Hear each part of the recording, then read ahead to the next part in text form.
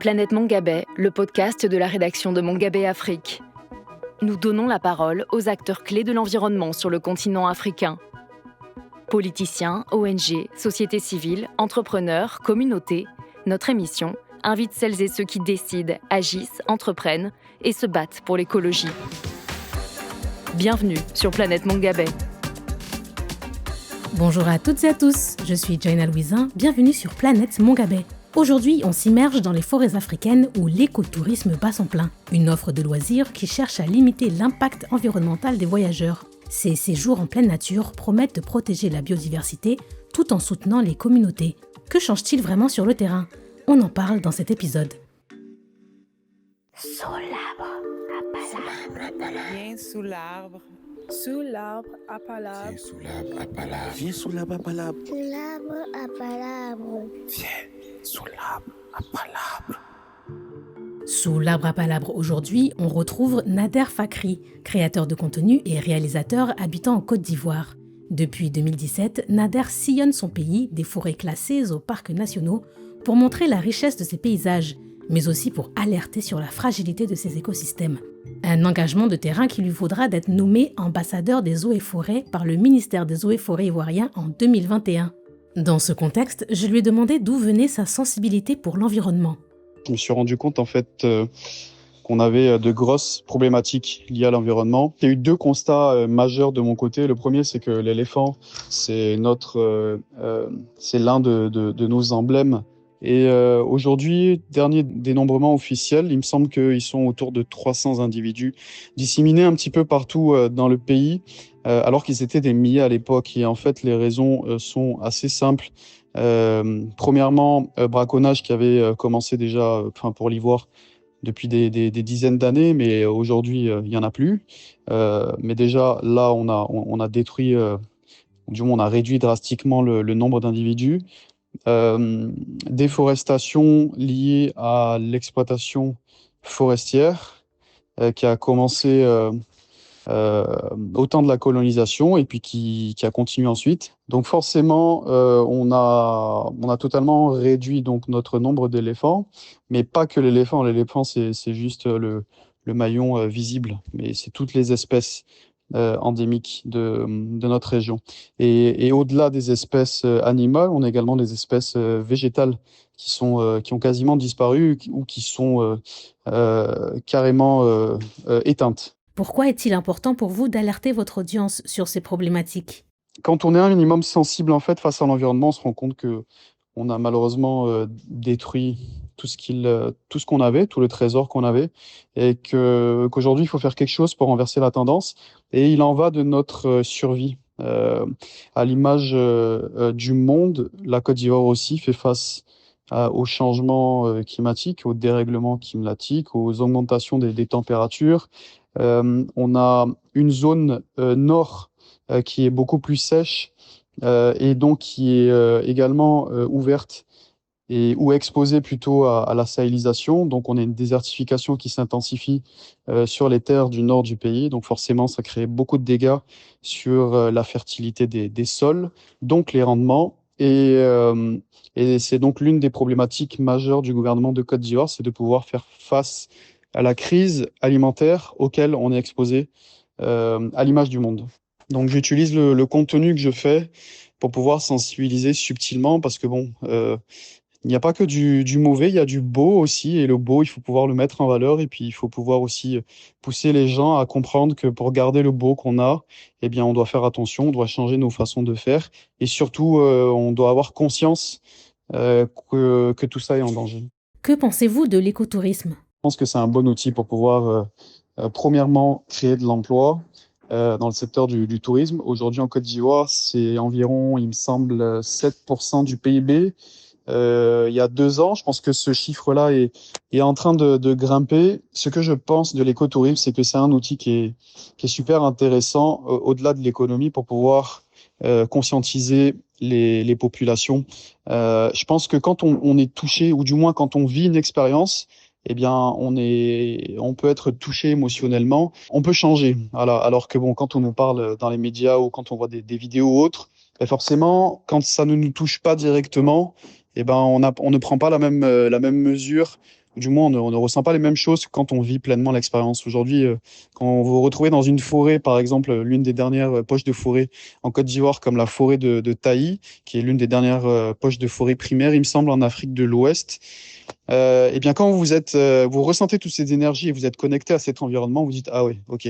On a détruit 95% de couverts forestiers en 50 ans. Et donc, il ne reste plus que 5%. Donc, quand on se retrouve en fait dans ce type de poche de forêt, on se dit, ah oui, on est privilégié et on doit tout faire pour pouvoir protéger ce qui reste et pousser à la reconstruction de la forêt en Côte d'Ivoire. Donc, l'écotourisme est vraiment un moyen important de pouvoir conscientiser les populations et puis surtout de les pousser à passer à l'action. Donc, je pense que c'est quelque chose qu'il faut développer.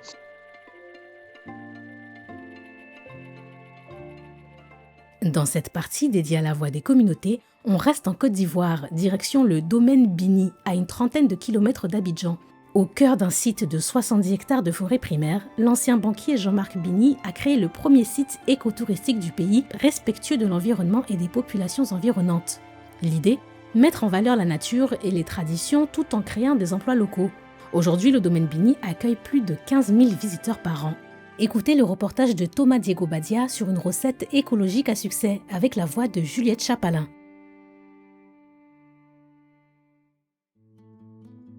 À une trentaine de kilomètres d'Abidjan, en pleine forêt, cet endroit attire de plus en plus de curieux. Le domaine Bini. Présenté comme le premier site écotouristique de Côte d'Ivoire, il reçoit jusqu'à 200 visiteurs par semaine, en quête de fraîcheur et d'une autre manière de vivre la nature. Ici, pas de grands hôtels ni de béton, on marche en sandales sur les sentiers, on mange local et l'accueil se fait comme au village. Pour Jean-Marc Bini, le promoteur du domaine, c'est cette hospitalité qui fait la différence. Quand vous arrivez dans un village, on vous donne à asseoir, on vous donne à boire et puis on vous demande des nouvelles. Circuit court, employés issus des villages voisins, le tout au cœur d'un environnement préservé, c'est la recette à succès de cet ancien cadre de banque. Depuis 2016, il a ouvert 10 sites écotouristiques dans tout le pays, qui attirent chaque année entre 10 et 15 000 visiteurs. Notre concept, c'est un écosystème, un village, une activité écotouristique. L'écotourisme, c'est la jonction entre la culture et la nature. Au cœur de son modèle, la collaboration avec des agriculteurs et éleveurs installés à proximité des sites. Parmi eux, Brou Kwasi, qui fournit cochons, poulets et canards à Jean-Marc depuis 5 ans.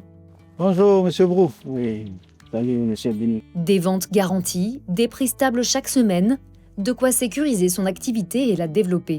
On arrive à embaucher d'autres personnes. Aujourd'hui même, je suis là chercher en quête d'une personne travailleur pour venir nous donner un coup de main parce que les choses ont augmenté un peu, puis le travail devient un peu lourd pour les personnes qui sont là. Créer de l'emploi dans les campagnes et éviter l'exode rural des jeunes, tout en préservant la planète, c'est l'un des objectifs affichés par Jean-Marc Bini. Ce qui nous plaît, la joie que nous avons, c'est de voir tous ces jeunes qui reviennent. Parce qu'il y a de l'emploi maintenant dans leur village. Pour ces 10 sites, l'entrepreneur se fournit aujourd'hui auprès d'une cinquantaine de producteurs différents, éleveurs, cultivateurs ou maraîchers. Un véritable réseau que Jean-Marc a commencé à imaginer au Canada où il a vécu pendant 10 ans. C'est là-bas qu'il a eu l'idée d'un lieu dédié à l'écotourisme en Côte d'Ivoire. À chaque week-end ou bien les vacances, les gens partaient tout de suite dans la nature. Et moi, ça m'a fasciné. Je dis, mais est-ce qu'on ne peut pas faire la même chose ici? On a une terre riche, une végétation luxuriante. On a plusieurs cultures en Côte d'Ivoire. J'ai vu qu'on avait tous les éléments qu'il fallait pour pouvoir venir faire mon tourisme selon les us et coutumes. C'est après qu'on a compris que c'était de l'écotourisme. L'entrepreneur tente aussi de limiter au maximum son impact écologique. Nous, c'est vraiment zéro déforestation. Au-delà de la paille, nous avons fait beaucoup de récupération. Nous avons récupéré des vieux bois de rognier tombés qui servent de piliers pour ce grand tapatam. Et puis les chaises, c'est des bois morts. Tout est récupéré. Ce qui semble être à jeter pour nous devient une manne. Dans un pays où le tourisme est surtout orienté vers les voyages d'affaires, avec près d'un touriste sur 2 venus pour raisons professionnelles en 2023, selon le ministère du Tourisme ivoirien, Jean-Marc Bini vise une clientèle d'abord locale. Au début, notre clientèle était à 95% expatriée, mais il se trouve que les Ivoiriens sont aujourd'hui à près de 80%. Ils se sont appropriés de la chose. Parmi eux, la famille Salami, que Jean-Marc retrouve aujourd'hui pour une randonnée pédagogique. Le poivrier, c'est une liane. Mais quand on regarde ça, on a l'impression que c'est un arbre. Donc il y a la liane qui produit du poivre sous forme de grappe, comme vous le voyez ici. Au programme, une immersion au milieu des 70 hectares de forêt, d'hévéas et de cacaoyers. Un dépaysement total pour des citadins peu habitués à sortir de la capitale économique. On a une certaine proximité avec tout l'écosystème. Et c'est ça pour moi aussi qui est assez intéressant. On est vraiment proche de la nature et c'est ce côté-là qui me fascine. Qui me fascine le plus. De se dire en fait que ce tourisme-là qu'on est en train de faire ne va pas polluer l'environnement dans lequel on est. C'est aussi important pour les générations futures. Et pour moi, c'est vraiment encouragé. En 2024, portée par la Coupe d'Afrique des Nations organisée dans le pays, la Côte d'Ivoire a vu son nombre de touristes augmenter de 83% par rapport à 2023.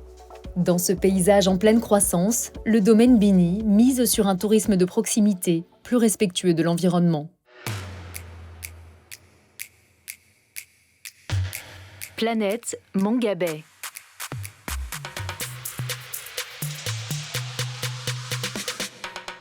Et maintenant, place au pitch. Dans chaque épisode, nous vous invitons à présenter une solution en moins d'1 minute. Cap sur le Sénégal, dans la forêt classée de Bandia, non loin de Dakar, où le pays compte sur ses forêts pour capter le CO2. Mais les stocks restent difficiles à mesurer. Alors, l'entreprise Data 354 a eu une idée. On écoute Julie Delpuy, sa chargée de projet. L'idée du projet est de fournir au Sénégal un outil fiable, rapide, mais aussi accessible pour estimer la biomasse forestière et mieux protéger les écosystèmes au Sénégal. Aujourd'hui, c'est la direction des eaux et des forêts qui œuvre au quotidien pour préserver ces milieux, mais aussi collecter des données terrain, sauf que ces données sont collectées manuellement, ce qui est un travail long, coûteux, mais aussi difficile à étendre à l'échelle nationale, surtout au niveau des saisons, par exemple, avec la saison des pluies ou la saison sèche.